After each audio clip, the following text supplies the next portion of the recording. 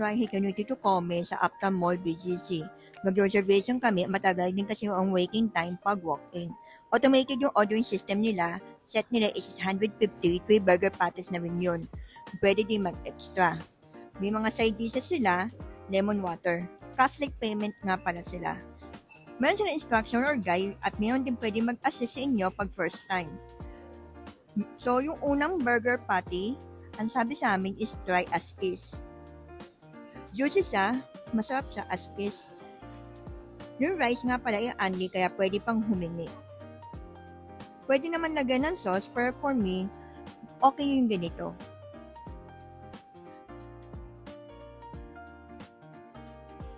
Ito naman yung second patty.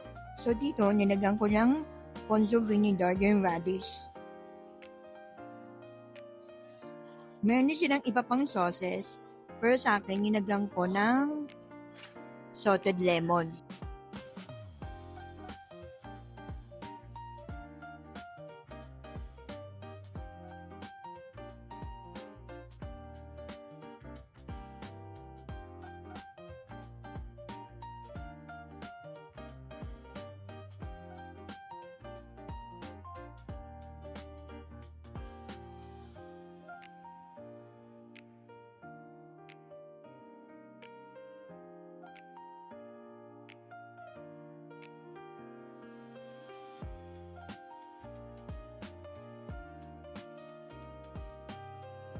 Perfect siya.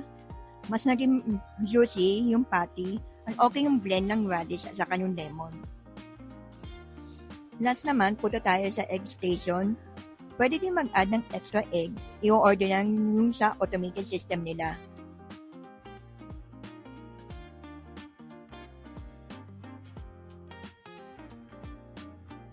Yung dito, kala ko hindi ko magagawa.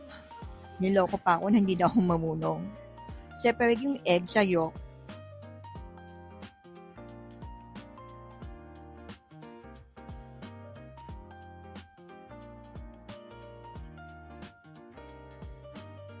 Then, sinama ko sa mismong rice, saka ko hinalo.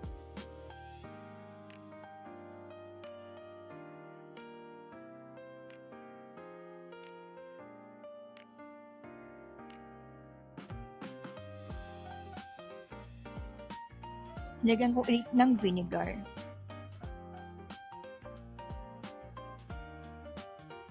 Saka ko ihahalo.